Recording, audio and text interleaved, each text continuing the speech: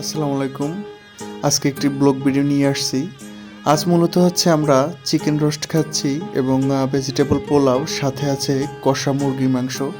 এখন কথা হচ্ছে, ইব্রাহিম ভাই অনেক দিন যাবৎ বলতেছে যে আমরা চিকেন রোস্ট খাবো এবং গরুর মাংস খাবো, কিন্তু আমাদের বাজেটে আসে নাই দেখে আমরা গরুর মাংস না, মুরগির মাংস দিয়েই কষা খাবো এবং চিকেন রোস্ট ওর সাথে ভেজিটেবল পোলাও।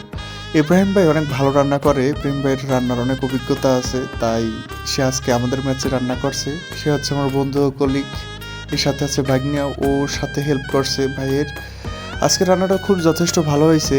যে একজন ছেলে মানুষ এত অসাধারণ মুরগির রোস্ট তৈরি করতে পারে আমি কখনোই ভাবি নাই। খেতে খুব ভালো হয়েছে এবং কষা মুরগিটাও সেই টেস্ট হয়েছে।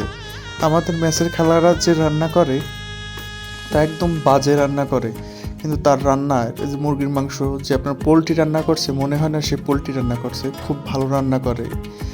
সাথে আছে শিমুল ভাই এবং পাশে আছে গেস্ট রকি। ও হচ্ছে আমার 5 ব্রাঞ্চে একসাথে ছিলাম, ও আসছে কাকতালীয়ভাবে। খুব ভালো লাগছে আজকে আয়োজনটা, দেখতেও খুব ভালো লাগতেছে যে আমরা সবাই একসাথে খাইতেছি। সামনে প্ল্যান আছে একটা পুডিং খাওয়ার, কারণ আমি যেদিনকে এখানে আসি সেদিনকেই আমাকে পুডিং খাওয়ানো হয়েছিল। যাই হোক, আমরা নেক্সট একটা পুডিং খাবার ভিডিও দেখবেন। সুস্থ থাকুন, ভালো থাকুন, আল্লাহ হাফেজ, আসসালামু আলাইকুম।